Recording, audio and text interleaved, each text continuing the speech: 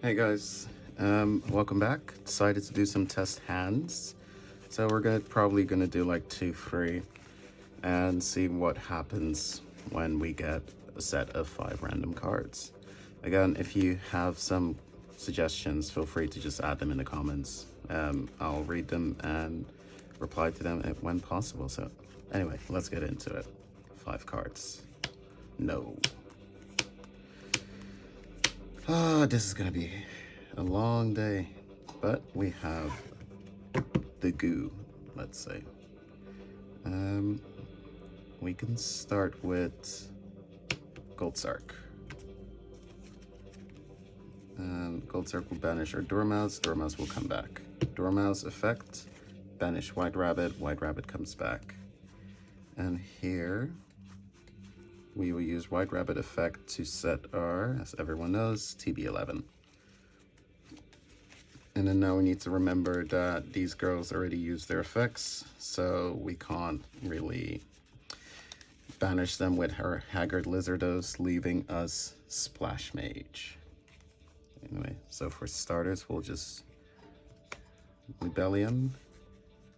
Libellion will grab us our, wait, if he can be found, Magnamets. Take these 2.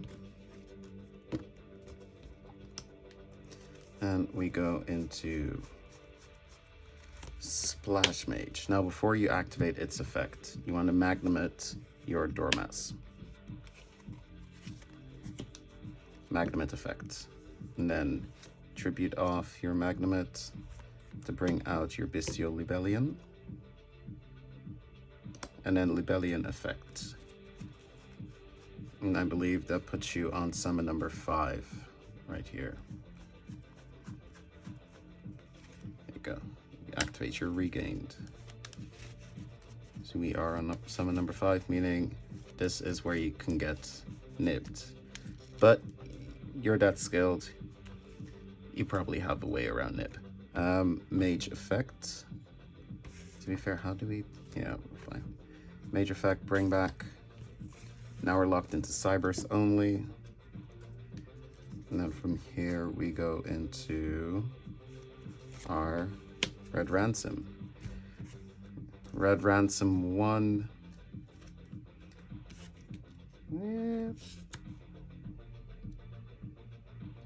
You could just do these together. Red Ransom 1, TB11 2. Banish. And bring out our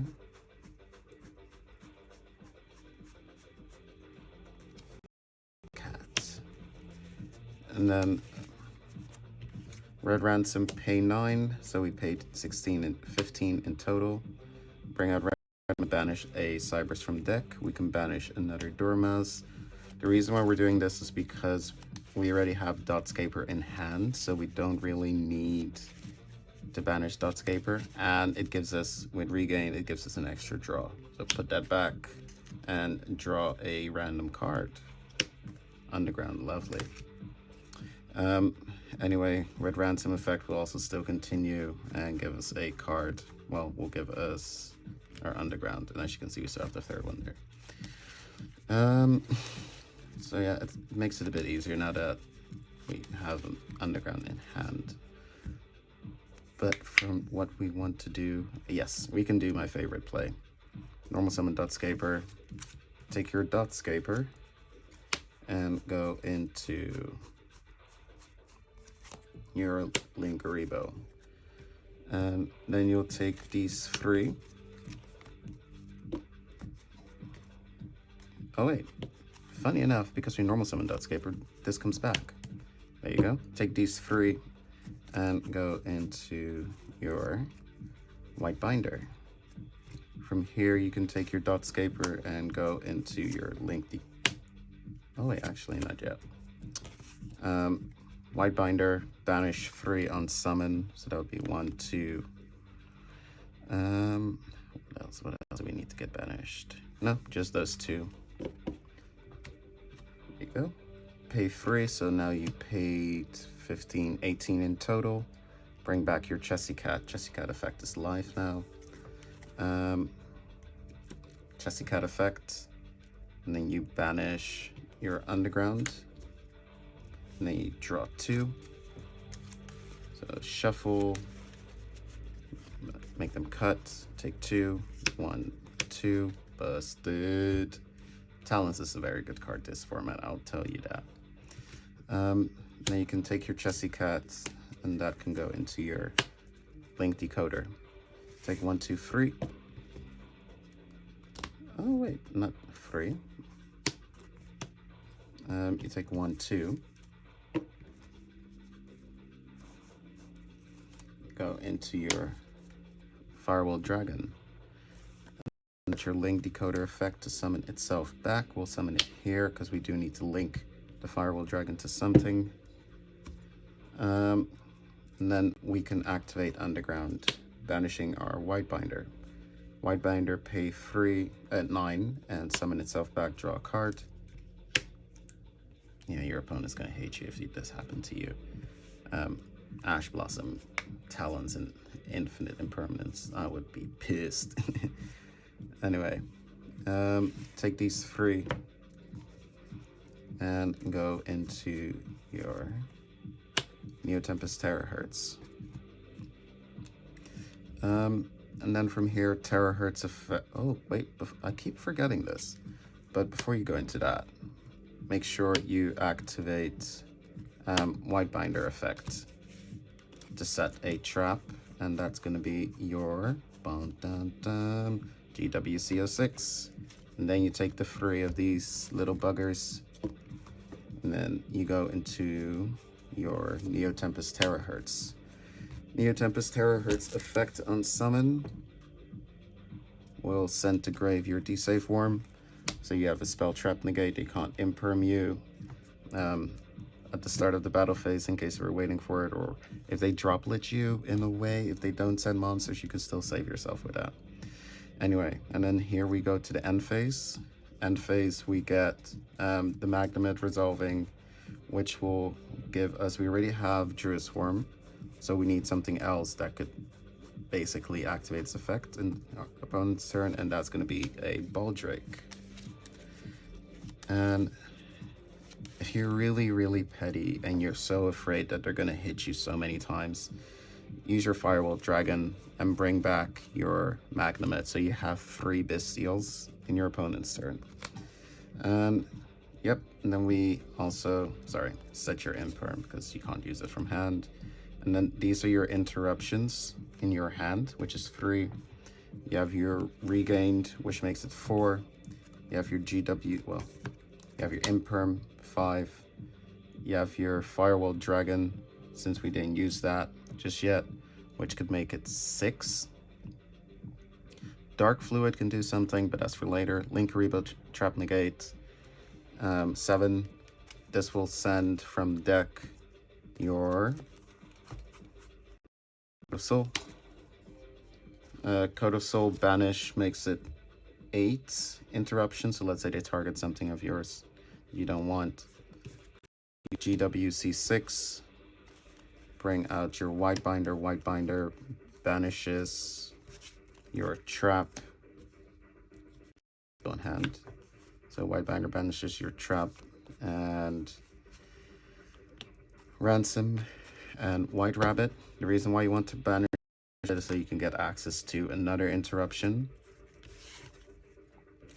Red Ransom comes back and Rabbit comes back. Rabbit will set a card, and that is definitely going to be your MTP07, which is quite useful to use now because you can just simply banish your White Rabbit. And then you get a non-target banish as well.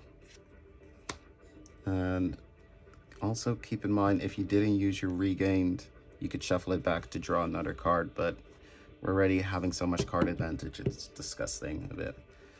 But yeah, let's continue. Let's say you banish your Code of Soul, and then you have a few options that you can go into. You can either go into your Cryptor, which I wouldn't recommend unless you use your Linkaribo already, because it does need to point to something so that it cannot be interrupted. Or you can go into your Nightmare Griffin, which will basically floodgate them But for that, before you use your Nightmare Griffin, I would recommend using Druid Swarm, banish something, summon it here, then use your Code of Soul, take these two, and go into your Nightmare Griffin here so it's locked, and they can't basically interact with you at all. And then when it gets back to your turn, you probably already did like a lot of stuff, searching, blah, blah, blah. Draw a card, and just go for a game. Because at this point, you could just send something like these two and basically KO them.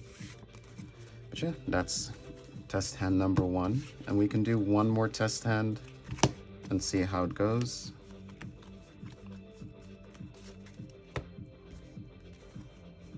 Okay. And we're just gonna do a quick pile shuffle.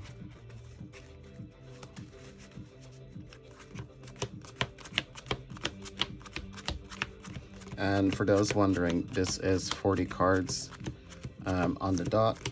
I was considering playing a bit more, but at the same time, I want to keep my consistency going. And 40 is amazing for that, especially when she's side deck, but then again, you guys probably know that already. I mean, this is table 420, so don't expect top tier gameplay. Perhaps this is just mainly for you to work on and like be better with it. Anyway, test hand number 2. Ooh, interesting hand. Okay. So let's go. How do we want to start? Because right now we do have, let's set the imperm, because it's a trap, right? Normal summon. Activate effect. And here we will set ourselves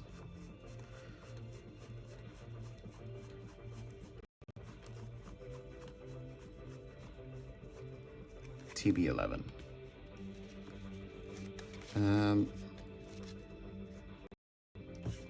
TB11 banish special.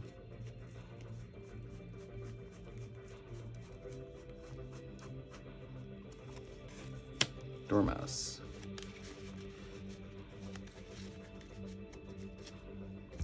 And White Rabbit comes back. And then from here, you can take these two. Go into your Haggard Lizard. This will banish your Dormouse, bring it back. Dormouse effect. We'll banish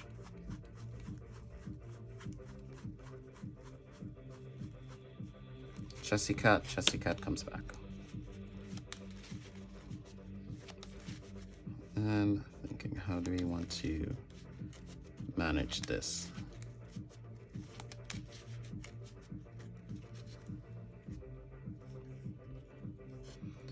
Can take these two and go into our Red Ransom. Red Ransom effect will add as a field spell.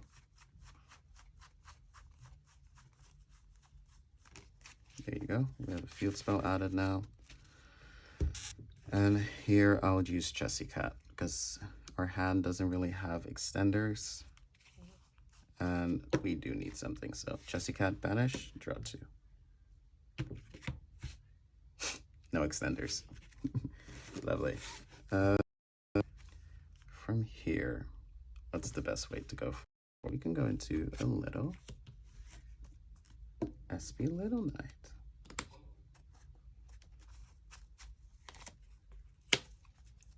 Okay, SP effect on summon, banish your Red Ransom. Red Ransom effect, bring back and banish one from deck. Banish Dotscaper. Dotscaper comes back. And thinking here, because somehow we do need to get back into White Binder. feeling I'm not doing this as I should. But let's have a look. Did we use Jessie Cat? Yes, we did. Because that came back. Everything else came back. Let's have a look. What's the best way forward? Of course, Dotscaper needs to become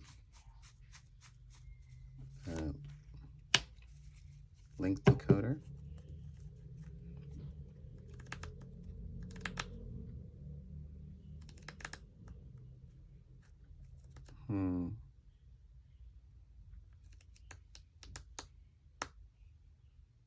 Actually, let's move back a bit. So take your link decoder back here. This is engrave because this has not been summoned just yet. Because then we use this and this. This was engrave. Wait a minute.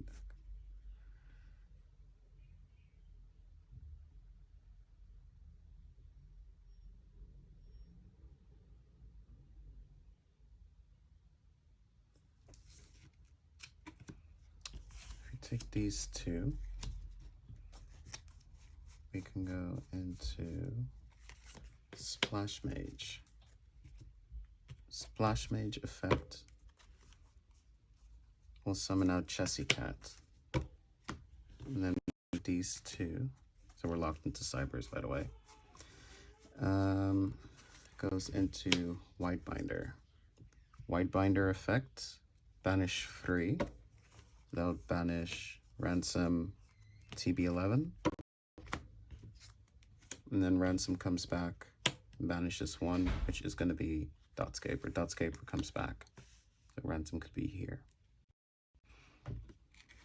Dotscaper goes into our link decoder.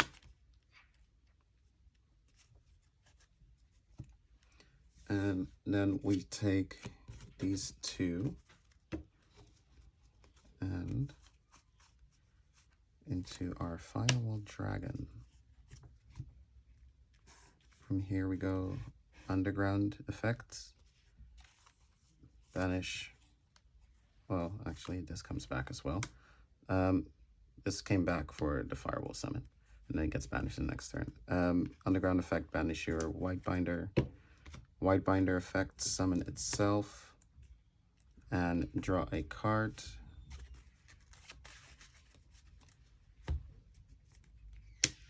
Talent is nice. Whitebinder effect to set a trap, which is going to be our GCW. And then from here, what you can do, take 1, 2, 3, 4, 5, and set up your Firewall Dragon Dark Clue Terahertz. What you can do as well is, so you have your imperm set, you have your trap set. Depending on what your playstyle is, you could either use your keep Ash Blossom in hand, of course. You could either wait until the end phase, like past turn, in your end phase, activate Crossout in case they want to nib you at end of main, or if you feel secure about it and you already, let's say, blocked something, you could set it. But I like to keep it in my hand just in case they want to use it at end of main and I already set the card. And then you have your Ash Blossom interaction, and then in the end phase, I would say use Terahertz. And then you can send the D-Save form. Because sometimes it might be a bit different. They summon something and you need to send either Aggregator or Pack Bit. And then from here, move on, get your opponent, do something.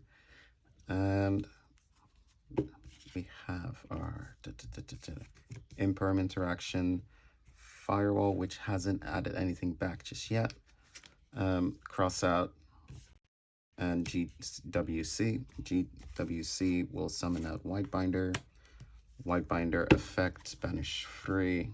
Well, Whitebinder can go here, because from the 3 that we're banishing, it's going to be Red Ransom and White Rabbit and your DW6.